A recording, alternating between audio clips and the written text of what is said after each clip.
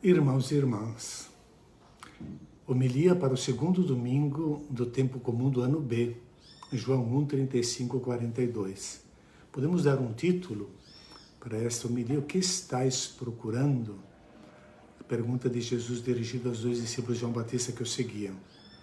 É também um evangelho que narra o início da atividade de Jesus no Evangelho de São João.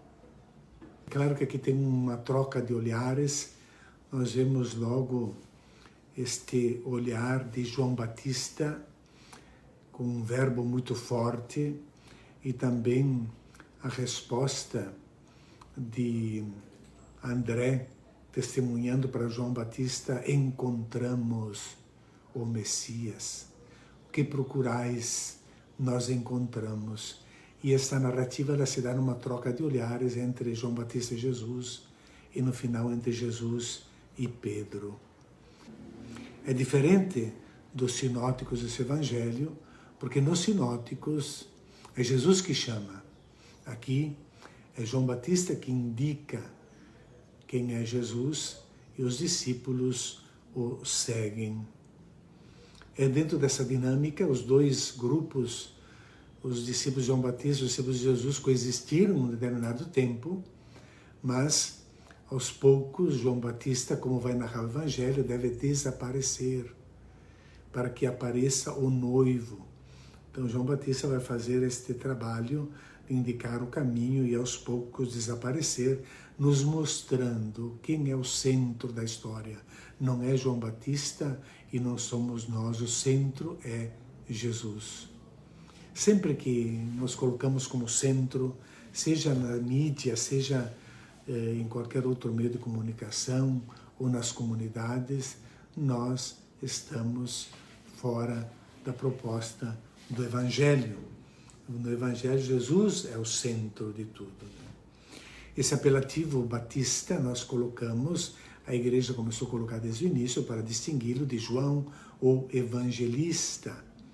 Por isso vamos chamá-lo de Batista, mas no Evangelho ele é simplesmente designado pelo nome Ioanno João.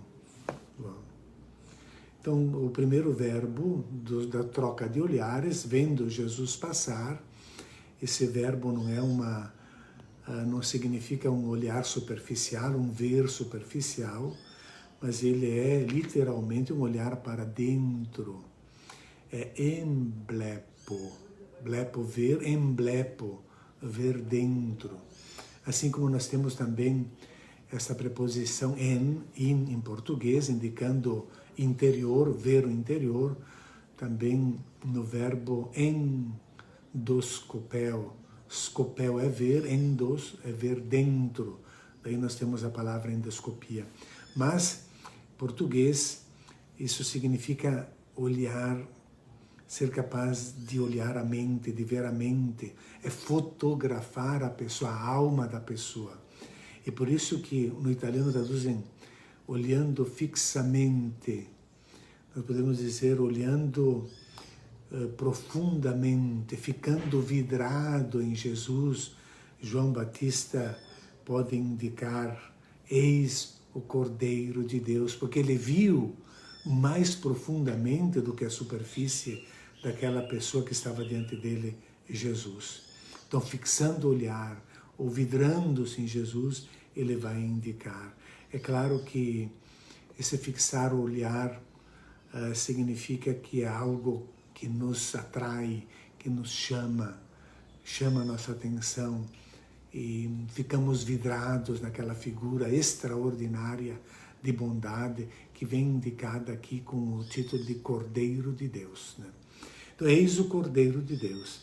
Essa expressão ela é vivida em cada celebração da missa, quando o presidente, levantando a hóstia sobre o cálice, diz: eis o Cordeiro de Deus que tira o pecado do mundo. Que tira o pecado do mundo é a afirmação que João Batista faz na perícope imediatamente anterior a essa, no dia anterior. Nós estamos no dia seguinte aqui, seria o terceiro dia. Então, ficando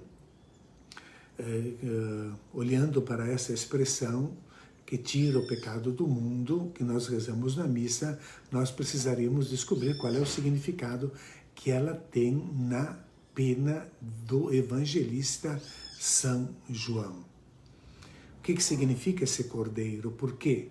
Porque para São João, Jesus, a plenitude do Espírito Santo, recebe esta luz, e a luz vindo ao mundo não faz desaparecer as trevas, os pecados do mundo. E porque a palavra cordeiro, muitas hipóteses não fáceis foram levantadas para nos explicar essa expressão do Cordeiro de Deus. E uma delas era os 2 cordeiros imolados de manhã e à tarde no templo de Jerusalém. Poderia significar também o servo sofredor do segundo Isaías, porque ali também temos um cordeiro sacrificial, levado ao matadouro, sem violência, não oferece violência, não oferece resistência. E simboliza, no caso do segundo Isaías, a oferta da vida desse servo pelos outros. É comparável, uma vida doada totalmente por essa causa, é comparável a um cordeiro imolado sobre o altar. Também outro cordeiro que poderia fazer referência, esse de que João Batista, é o do Apocalipse, embora não use o termo nós, mas arnion, que é um filhote, é um cordeirinho. Ele significa, mostra ali Jesus como cordeiro imolado, mas de pé. Claro, Jesus passa pela paixão, é imolado, morre, mas está de pé porque ressuscitou. E este é também outro significado, mas o mais aderente a essa realidade do Evangelho de João é aquele que nos remete ao Cordeiro Pascal. O Cordeiro Pascal, aquele que Moisés tinha ordenado de sacrificarem na noite, de saírem do Egito, comerem o Cordeiro Pascal, o Cordeiro da passagem, para terem força para a longa caminhada para a libertação rumo à terra prometida. É a marcha da saída do Egito. Eles precisam da força do Cordeiro. Eis o Cordeiro de Deus que tira essas trevas do mundo. Esse é o Cordeiro da Páscoa, da saída do Egito, e de cujo sangue também, tingido sobre os umbrais das portas, foram poupados os filhos dos hebreus da fúria do anjo exterminador.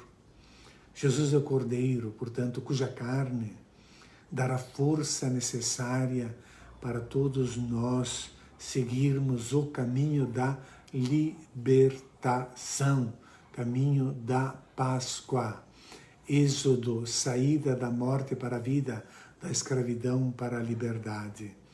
Libertação, agora pregada por João Batista, não no sentido de sair da terra da escravidão, mas de sair da terra prometida, porque a terra prometida tinha se tornado uma terra de escravidão, onde o povo era sufocado por um peso enorme de leis que não os deixavam nem respirar. Jesus é aquele que vai vencer o pecado. E assim também o Batista vê Jesus como esse Cordeiro que liberta. Claro, depois da palavra do Batista, os 2 discípulos seguem Jesus e se encontram com ele. Nesse processo do seguimento de Jesus, nós podemos perceber aqui 4 etapas.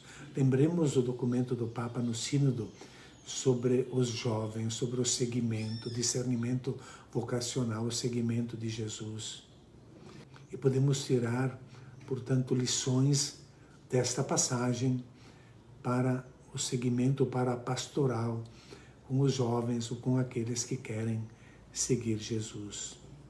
Em primeiro lugar, nós podemos perceber que como os discípulos seguem Jesus a partir do testemunho de João Batista, os jovens também se movem somente mediante um testemunho eficaz, um testemunho autorizado, confiável, digno de fé. Isso os faz mover-se e caminhar ao encontro de Jesus. O Batista foi digno de fé, era uma pessoa com autoridade. E hoje nós poderíamos pensar, nos questionar, se poucos jovens frequentam a igreja, não seria também por causa do nosso fraco testemunho de adultos? Pergunta. Segundo passo, nessas 4 etapas do segmento, Jesus lhes faz uma pergunta. Jesus não veio com respostas prontas a perguntas não feitas. A pergunta fundamental: o que estais procurando? O que é importante na tua vida? O Papa Francisco nos adverte sobre isso, de quando os jovens nos procuram, nós termos uma série de respostas pré-fabricadas para perguntas não feitas. Quais são as tuas prioridades de vida? Qual é a tua prioridade de vida? O amor, namorado, família, sucesso, vida feliz? Qual é a tua prioridade de vida? Uma jovem respondendo essa pergunta a um tio, padre, ela responde: para mim, a coisa mais importante agora é procurar um trabalho. Aí está a essência da vida, da angústia, das preocupações dos jovens. Uma pergunta bem feita nos leva ao núcleo verdadeiro da pessoa. Uma pergunta bem feita te leva ao encontro da essência da pessoa.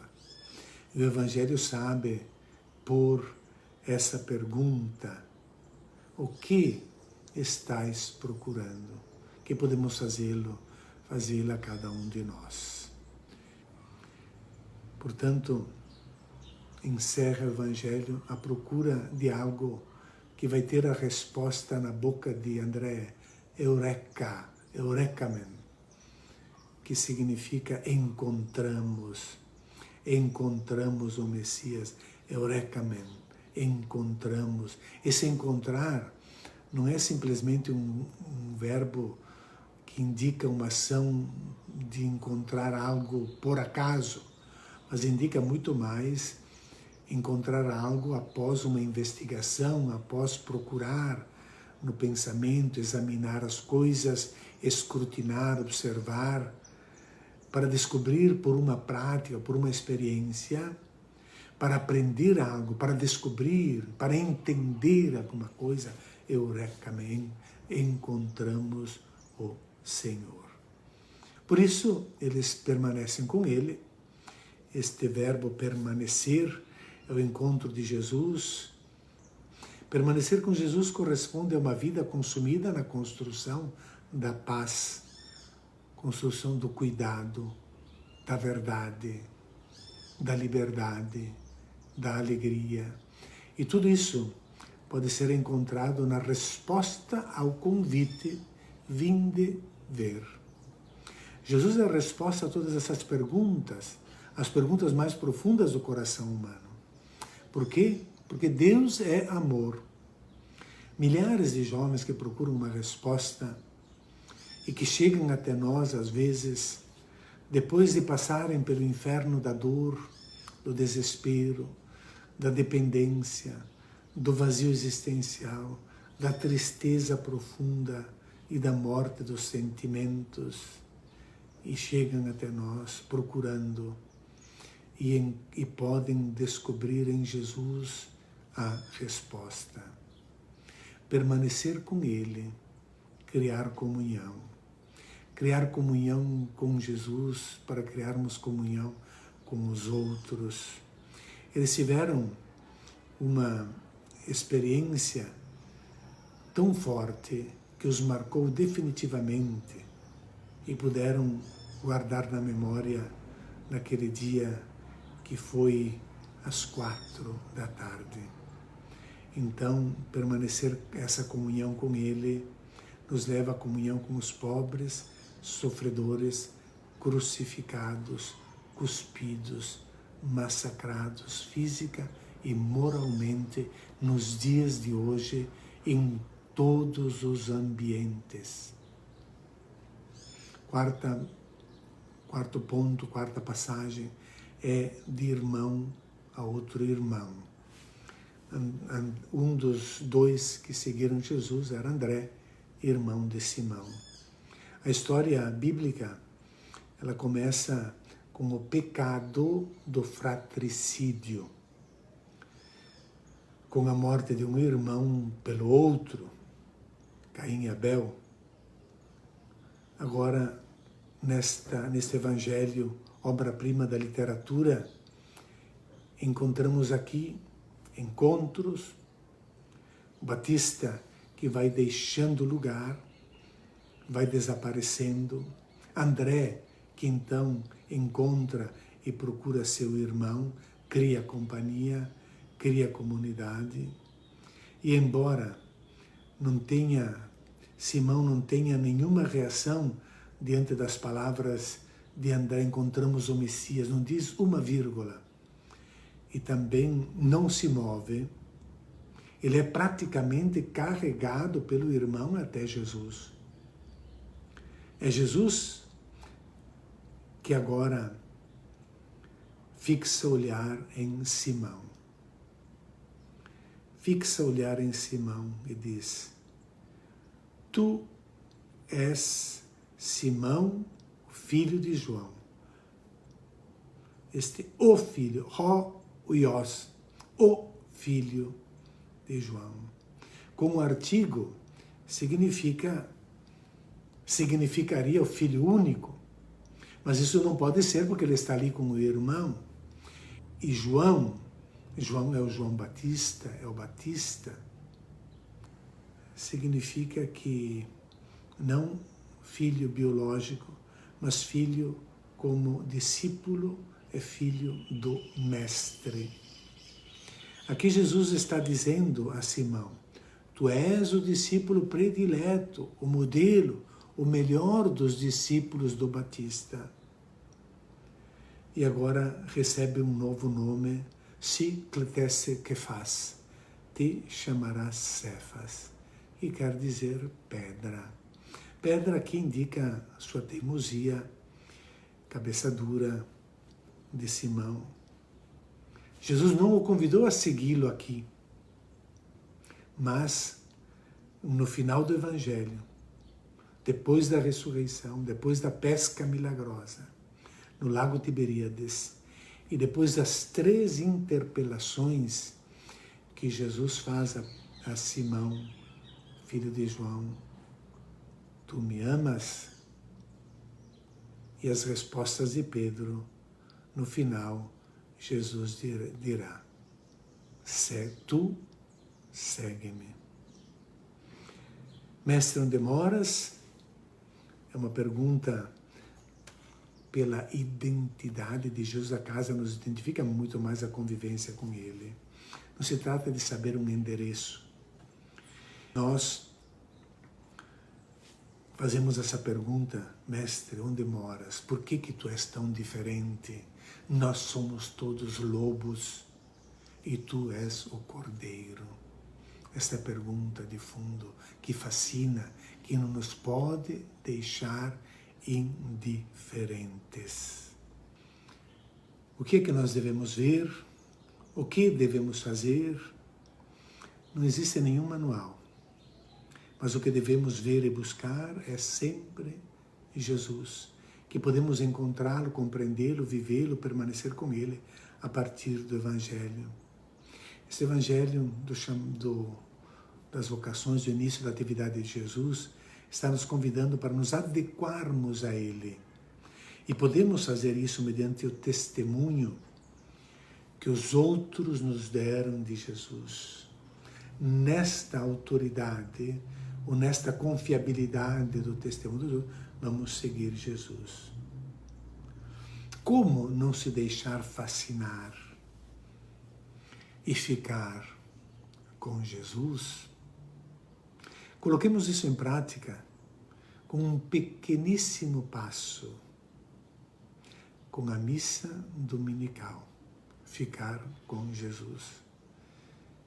E Ele, assim, poderá transformar a nossa vida. Bom domingo a todos.